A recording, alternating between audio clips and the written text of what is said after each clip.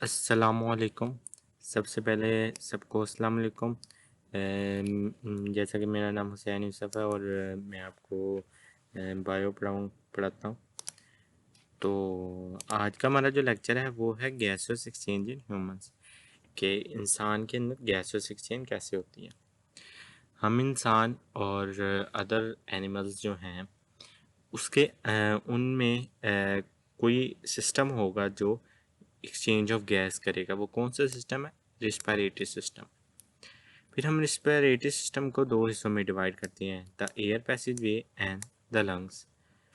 सबसे पहले ये एक डायग्राम है, तो इसमें मैंने नंबरिंग की हुई है, आगे आपको समझ आ जाएगी कि नंबरिंग किस लिहाज से की है। तो आगे चलते हैं। सबसे पहले हम चलेंगे एयर पैसेज वे में, कि वो रास्ता जहाँ से हवा, बाहर की हवा आएगी और लंग्स से एक्सचेंज ऑफ गैस होके फिर बाहर चली जाएगी। फिर हमें यहाँ पे देखते हैं, सारे नाम देखते हैं। सबसे पहले पार्ट आता है nasal cavity, nostrils, pharynx, glottis, voice box जिसको लेरिक्स भी कहते हैं, trachea, bronchi, bronchioles, alveolar ducts and alveoli. ये सारे जो लिखे हुए हैं ये सारे तरतीब से लिखे हुए हैं, कोई भी आगे पीछे नहीं है, ये सारे तरतीब से ऐसे पार्ट जाते हैं नेजल कैविटी से लेकर अल्वुलाई तक।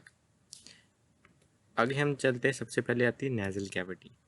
नेजल कैविटी क्या है? नोज की जो कैविटी है जिसमें नोज इनक्लोज है, यहाँ से डायग्राम से हमें समझ आएगी, ये है नेजल कैविटी। कैविटी कहते हैं स्पेस को, फ्री स्पेस को। तो नेजल कैविटी वो जगह, खाली जगह जहाँ पर नोज इनक्लोज यानी नोज वाली जो जगह है, आप ऐसे अंदर से तो नहीं ना देख सकते, इस डायग्राम से आपको शो होगा कि नोज की कैविटी को नेजल कैविटी कहेंगे। नोस्टिल्स क्या चीज़ है?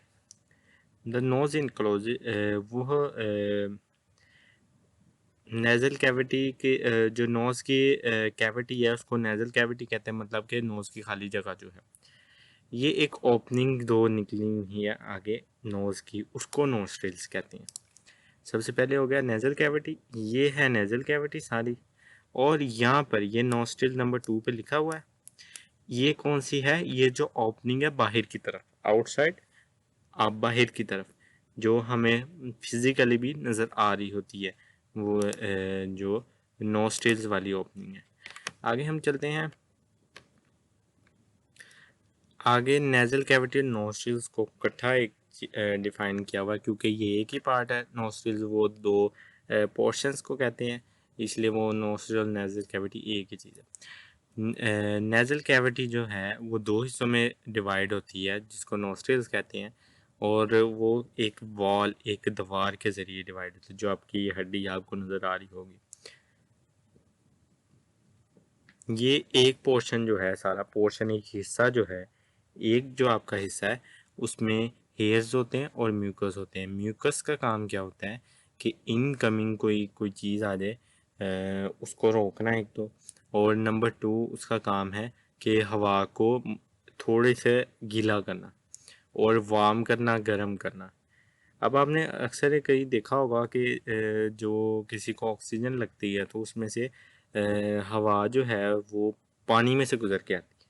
वो हवा को मॉइस्चर करने के लिए, यानी कि थोड़ा सा गीला करने के लिए हम उसमें से गुजारते हैं। इसी तरह हमारे जो अंदर जो अल्लाह ताला ने सिस्टम लगाया है, वो कौन? वो म्यूकस करता है ये सारा काम, और वार्म भी करता है, और इसका टेम्परेचर जो है वो बॉडी के बराबर लेके आता है।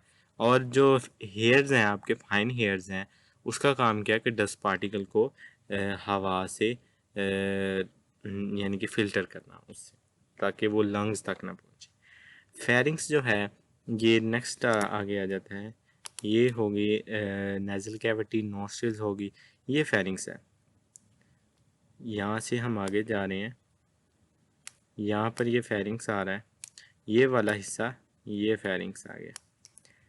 आगे हम देखते हैं फेरिंग्स क्या है। द नेजल कैविटी, आगे जो नेजल कैविटी ख़त्म होगी उसके बाद फेरिंग्स आएगा। अब ये स्मॉल ओपनिंग्स की तरफ खुला होता है, छोटी ओपनिंग्स, जिसको इंटरनल नोस्ट्रिल, मतलब कि नोस्ट्रिल यानी कि नेजल कैविटी के आखिरी वाला हिस्सा। फेरिंग्स जो है वो एक पैसेज है, एक वो जगह है मस्कुलर, जो मसल से बना हो, और ये हवा और खुराक के लिए सेम होता है। ये जो है ये ओसोफिगस की तरफ भी जाता है और लैरिंक्स की तरफ जाता है। अब इसको एक्सप्लेन करता हूँ मैं। ये देखें, ये जो है फेरिंग्स है, ये ओसोफिगस है, ये पीछे रेड कलर का आपको नज़र आ रहा होगा ये वाला, ये ओसोफिगस है और ये ट्रैकिया है। आगे हम पढ़ेंगे ट्रैकिया। तो फेरिंग्स ये ओपनिंग है, ये फेरिंग्स ओपनिंग है कि हवा के लिए भी कॉमन है और खुराक के लिए भी। ये एक और डायग्राम है, आपको उससे समझाता हूँ। ये वाली, ये फेरिंग्स है यहाँ पर। ये ओसोफिगस के लिए भी सेम है और ट्रैकिया के लिए भी वो ही ओपनिंग मौजूद है। आगे हम देखते हैं, आगे फेरिंग्स हमारा हो गया। नेक्स्ट देखते हैं ग्लोटिस। ग्लोटिस एक जो फेरिंक्स से लैरिंक्स जाने के लिए एक कुछ कुछ टिश्यूज होने चाहिए जो उसको रोक के भी रखें कि हवा कहीं ये ना हो कि खाना खाते हुए वो लंग्स में चल जाए, ये ना हो हवा लेते हुए वो हवा जो है वो कहीं और चल जाए, ऐसे ना हो। इसलिए एक कवरिंग होती है, वो ओपनिंग है एक छोटी सी, जो लेके जाते हैं खुराक को या तो ओसोफिगस में या फिर ट्रैकिया में, जहाँ हवा आने जाना है। खुराक ओसोफिगस में और हवा ट्रैकिया में। अब वो ग्लोटिस जो है वो टिश्यू से फ्लैप ऑफ टिश्यू, फ्लैप एक स्ट्रेट फ्लैट टिश्यूज की लेयर होती है, तो उससे वो गार्डेड होते हैं, उससे महफूज होते हैं। इसको एपिग्लोटिस कहेंगे। अब यहाँ पर हम देखते हैं, ये देखें, ये आपको नज़र आ रहा होगा, थोड़ा सा गौर करना पड़ेगा इसमें। ये है आपका ग्लोटिस, ये वाला हिस्सा जहाँ पर आपको ये कर्सर भी नज़र आ रहा होगा। और एपिग्लोटिस जो है वो उसे फ्लैप ऑफ टिश्यू से रुका हुआ है। ये ग्लोटिस, ये आपको एक ये ओपनिंग नज़र आ रही होगी, ये जिस पे कर्सर है, ये ग्लोटिस, ये फ्लैप ऑफ टिश्यू, ये flap of tissue gloat epiglottis है, और ये ग्लोटिस जो है ये ओपनिंग, ये जहाँ पे मेरा कर्सर है वहाँ नज़र भी आ रहा होगा। आगे हम चलते हैं तो आगे हमारा आता है वॉइस बॉक्स। अब वॉइस बॉक्स और लैरिंक्स एक ही चीज़ है, तो हम देखते हैं वॉइस बॉक्स क्या है। असल में लैरिंक्स जो है ना वो कार्टिलेज के बनाता है। कार्टिलेज को हम अगर देसी ज़ुबान में कहें तो कार्टिलेज है जिसको हम कहते हैं नरम हड्डी, पर कार्टिलेज हड्डी नहीं होती। ये कॉन्सेप्ट गलत है कि कुछ लोग समझते हैं कार्टिलेज हड्डी होती है, वो हड्डी नहीं होती, वो एक अलग चीज़ है। पर हम देसी ज़ुबान में कह सकते हैं जैसे नरम हड्डी, जो जैसे हम कभी ये कान को आप पकड़ लें, आपका जो कान है ये कार्टिलेज का बना हुआ, इसके अंदर कार्टिलेज है। इट इज़ प्रेजेंट, ये फेरिंग्स और ट्रैकिया के दरमियान पाया जाता है और इसको वॉइस बॉक्स भी कहते हैं। फेरिंग्स ऊपर, ट्रैकिया से नीचे। अब ये जो आपकी ग्लोटिस है उससे ऊपर ऊपर वाला हिस्सा। अब इसके पास फाइब्रस बैंड होते हैं, दो पेयर होते हैं। पेयर मतलब कि दो और दो चार, चार फाइब्रस बैंड होंगे उसमें, और वो उसको हम वोकल कॉर्ड भी कहते हैं। और वो खींचे होते हैं, लैरिंग्स में खींचे, यानी कि एक आप तार को दूसरे एक किनारे से लेकर दूसरे किनारे तक कोई तार खींच के लगा दें, वो फाइब्रस बैंड समझ लें, वो लगा दें। फिर वो जो वोकल कॉर्ड्स हैं वो फाइब्रस बैंड है, वो वाइब्रेट करते हैं और हवा उनमें से पास होती है, और जो क्या होता है जिससे साउंड प्रोड्यूस होता है। यहाँ पर देखें तो ये है लैरिंग्स। फेरिंग्स के बाद, फेरिंग्स के बाद, फेरिंग्स के बाद है ये फेरिंग्स वाला हिस्सा था, ये ग्लोटिस के भी बाद, और ये ट्रैकिया से पहले ये वाला, यहाँ से हवा आएगी। ये जो इन्होंने शो किया हुआ है ये फाइब्रस बैंड है जो वाइब्रेट होंगे बाद में।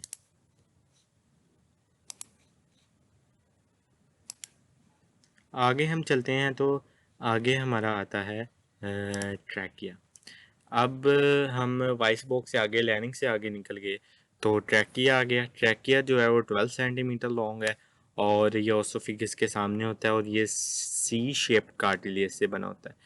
अब सी शेप कार्टिलेजिनस रिंग्स का क्या फ़ायदा है कि वो हवा अगर अगर वो हवा उसमें ना हो तो वो कहीं आपस में जुड़ ना जाए, ये ना हो कि उसका दोबारा बहाल होना मुश्किल हो जाए।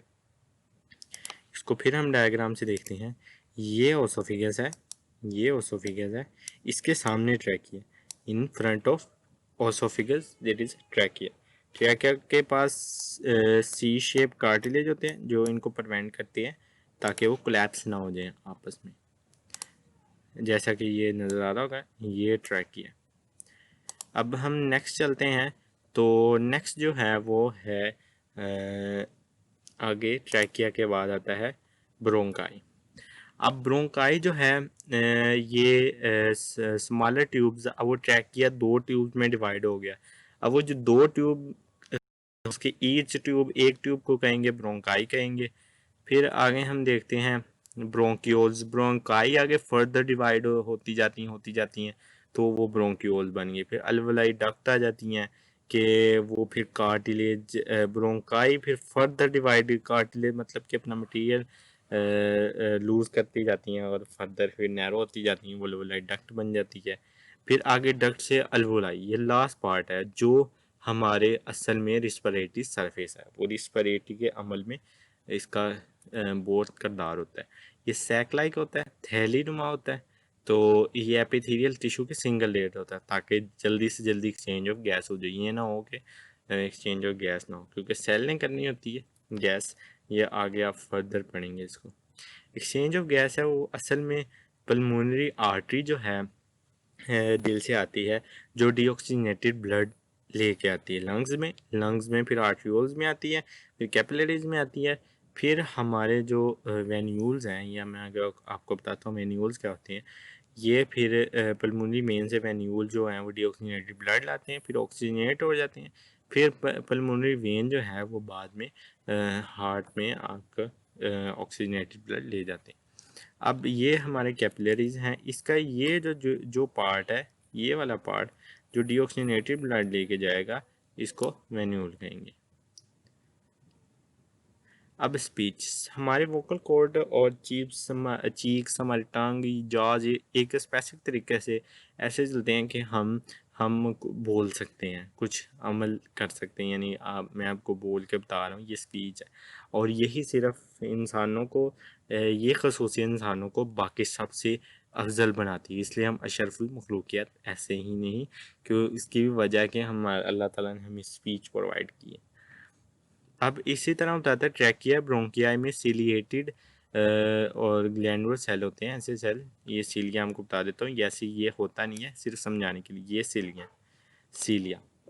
तो सीलिया और ग्लैंडुलर सेल होते हैं जिनका काम होता है कि अगर अगर कोई बैक्टीरिया वगैरह कहीं वहाँ से नेजल कैविटी से दौड़ गए हैं, भाग गए हैं वहाँ से, तो उसको कौन बाद में ख़त्म करेगा? वो ये सीलिया उसे पकड़ेंगे, फिर म्यूकस में वो, हो सकता है कि म्यूकस में वो पकड़े जाएं, फिर वो या तो बाहर फेंक दिए जाएंगे कैसे, खांस के, या फिर वो अंदर हजम करके, फिर अगर वो हमारे चल जाएंगे, मैदे में चल जाएंगे, आपको पता है वहाँ पे HCl होता है, तो वो HCl उसको ख़त्म कर देंगे। तो आज का लेक्चर था। आप कमेंट करके कोई भी सवाल पूछ सकते हैं। तो like, comment and subscribe my channel. और अगले मिलते हैं फिर अगले लेक्चर में। अल्लाह हाफिज़।